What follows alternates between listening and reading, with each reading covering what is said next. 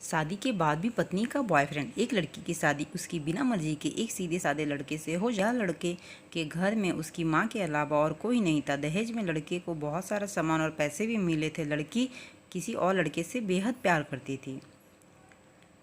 अब लड़की की शादी बिना मर्जी के हो तो गई थी और अब वह अपने ससुराल आ गई थी। तभी सुहागरात के वक्त लड़का दूध लेकर कमरे में आता है और उस लड़की यानी अपनी पत्नी के पास बैठ जाता है। तभी उसकी पत्नी गुस्से से अपने पति से कहती है, क्या तुम मुझे अकेला छोड़ सकते हो? उसकी यह बात सुनकर उसका पति बहुत दुखी होता है, लेकिन फिर भी वह खुशी खुशी यह कहता है, नहीं तुम आराम करो, मैं तो सिर्फ तुम्हारे लिए दूध लेकर आया था। यहाँ का कमरा से बाहर कहकर कमरा से बाहर चला जाता है। लड़की मन मारकर रह जाती है। फिर भी लड़की चाहती थी कि उसने झगड़ा क्यों नहीं किया ताकि वह गवार से तलाक ले सके। अब लड़की को ससुराल में 3-4 दिन हो गए थे, मगर वह तो बस पूरा दिन फ़ोन पर बॉयफ्रेंड से बात करती थी और उधर लड़के की माँ बिना शिकायत करे दिन भर घर का सारा काम करती थी। वह सबके लिए खाना खुद ही बनाती थी। फिर भी उसकी माँ के चेहरे पर हर वक्त मुस्कुराहट ही रहती थी। लड़का एक कंपनी में छोटी सी नौकरी करता था। वह बेहद ही ईमानदार और मेहनती था। सुबह अपने काम पर जाता था और शाम को थका हारा घर आता, मगर उसकी पत्नी उसे एक गिलास पानी भी नहीं पूछती थी। 1 महीना हो गया था, मगर अब तक वह दोनों एक साथ कभी भी सोए तक नहीं थे। वैसे लड़का बहुत ही शांत स्वभाव का था, इसीलिए वह अपनी पत्नी को कुछ भी नहीं कहा करता था। फिर भी वह अपनी पत्नी को खुद ही खाना डालकर देता था, मगर उसकी पत्नी उसके साथ बैठकर खाना कभी भी नहीं खाती थी। वह अपना खाना अपने कमरे में अलग बैठकर ही खाया करती थी। लड़की को दहेज में एक स्कूटी भी मिली थी। लड़का जैसे ही अपने काम पर निकल जाता, उसे आधे घंटे के बाद ही लड़की भी अपनी स्कूटी लेकर अपने बॉयफ्रेंड से मिलने चली जाती थी और लड़के के आने से पहले ही वह अपने ससुराल वापस आ जाया करती थी। एक दिन लड़के की काम की छुट्टी थी और वह घर पर ही था, तो लड़की ने अच्छे भले खाने को भी गंदा कहकर अपनी सासू माँ को उल्टा सीधा कहकर खाने को बाहर फेंक देती है। यह सब देखकर लड़के को बहुत गुस्सा आता है और वह गुस्से में अपनी पत्नी पर हाथ उठा देता है, मगर उसकी माँ फिर भी अपने बेटे को ही डांटती है। इधर लड़की को झगड़े का एक बहाना चाहिए था जो कि उसे मिल गया था। तभी वह बिना बोले अपनी स्कूटी लेकर अपने बॉयफ्रेंड के पास चली जाती है और अपने बॉयफ्रेंड के पास जाकर कहती है कि अब एक पल भी मुझे उस घर में नहीं रहना। आज उस गवार ने मुझ पर हाथ उठाकर अच्छा नहीं किया। तभी उसका बॉयफ्रेंड कहता, अभी तुमसे तो मैं कहता हूँ तुम भाग चलो मेरे साथ, कहीं तुम ही हो कि आजकल पर लगाए रहती हो। तब लड़की कहती है कि शादी के दिन मैं तुम्हारे पास आई थी तो तुम ही ने तो वापस घर लौट जाने को कहा था। बॉयफ्रेंड ने कहा, हाथ खाली हम दोनों कहाँ तक भागेंगे, तुम ही बोलो। मैंने तुमसे कहा था कि कुछ पैसे और गहने लेकर आना, लेकिन तुम तो खाली हाथ ही मेरे पास आ गई थी। आखिर दूर एक नई जगह में ज़िंदगी की शुरुआत करने के लिए पैसे तो चाहिए ना। और हाँ एक बात और, जब मैं तुम्हारे पास आता हूँ तो मुझे छूना चाहता हो, तुम नखरे दिखाती हो, बस यही कहती रहती हो कि यह प्रेम शादी के बाद ही रहेगा। तभी लड़की गुस्सा होकर कहती है, हाँ शादी के बाद ही अच्छा होता है यह सब, और मैं तुम्हारी ही तो हूँ।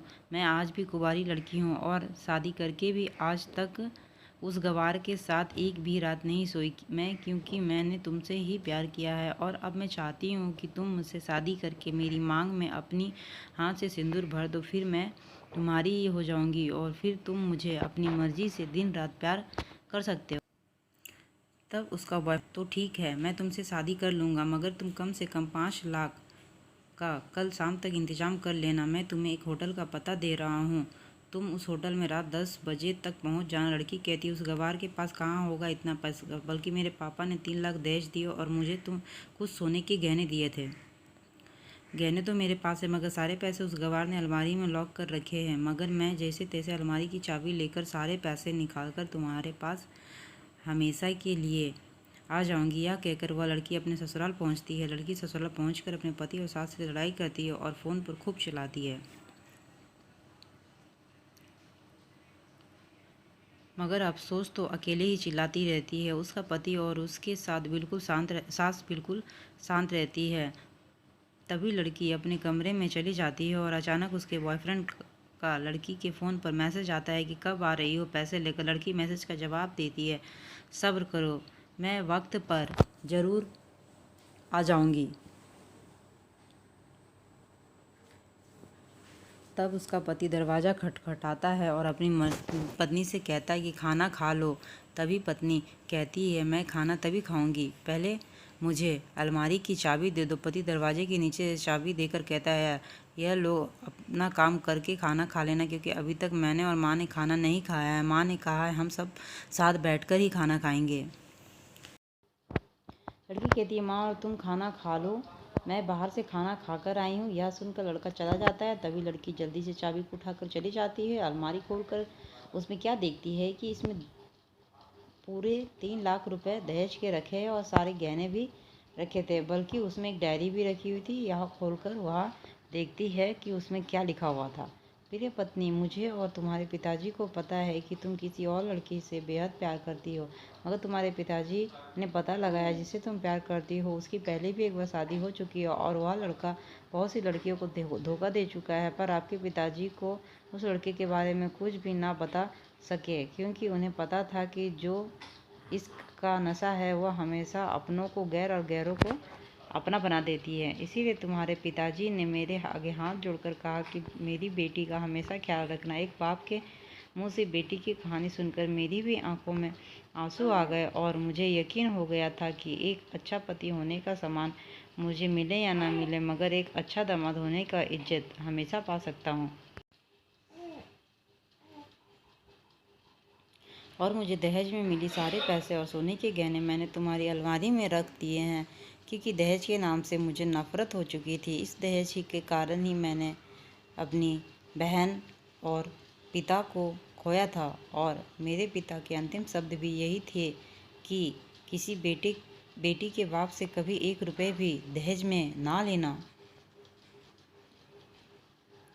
और उस डायरी में भी लिखा था कि तुम मुझसे आज़ाद हो और तुम कहीं भी जा सकती हो। डायरी के बीच के पन्ने में तालाक के पेपर रखे हैं, जहाँ मैंने पहले ही अपना साइन कर दिए हैं। जब तुम्हें लगे कि अगर अब इस गवार के साथ नहीं रहना, तब तुम भी इस साल अपने पेपर पर साइन करके अपने सारे पैसे और जेवर लेकर जा सकती हो।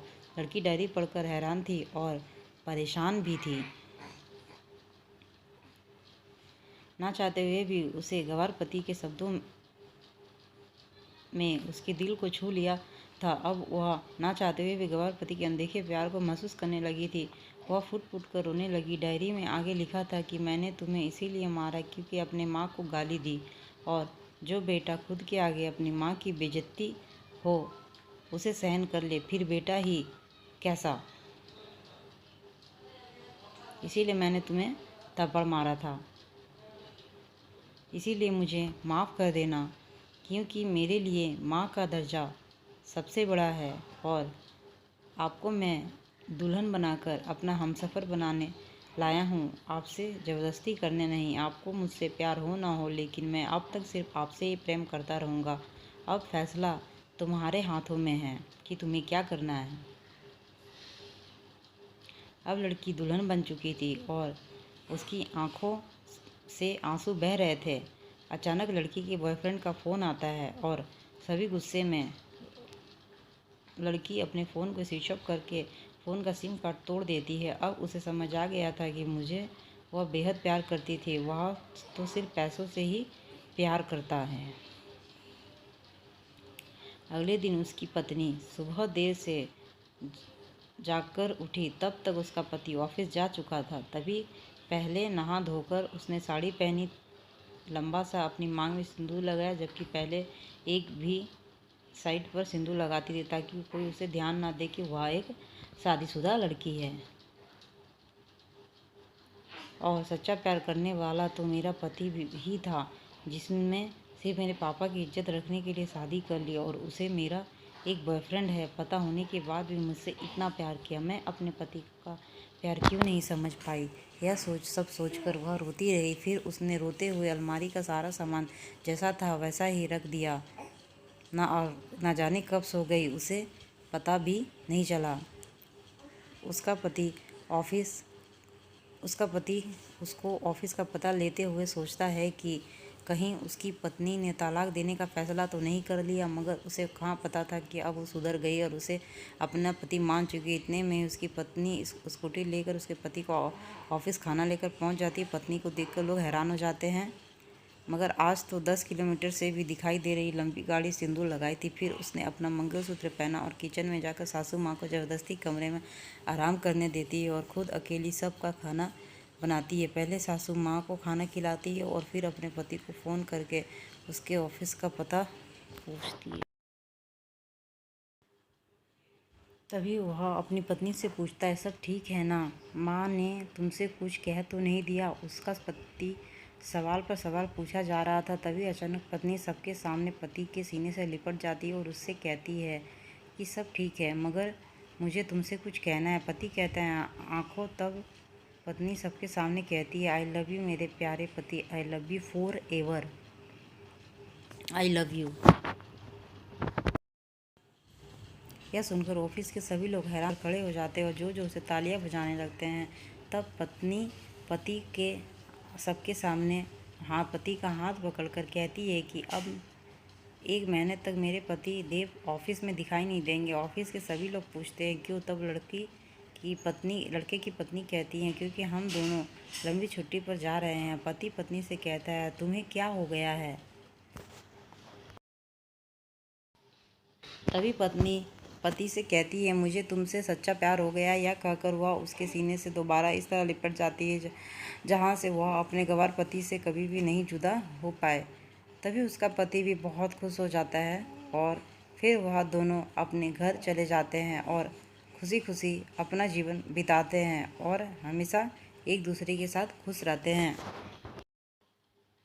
दोस्तों, प्यार हमेशा उससे करना चाहिए जो आपसे प्यार करता हो और साथ ही आपकी और आपके परिवार की भी इज्जत करता हो। पैसों से प्यार करने वाला इंसान कभी आपसे प्यार नहीं कर सकता है। धन्यवाद ये वीडियो देखने के लिए। मिलते हैं नेक्स्ट वीडियो में।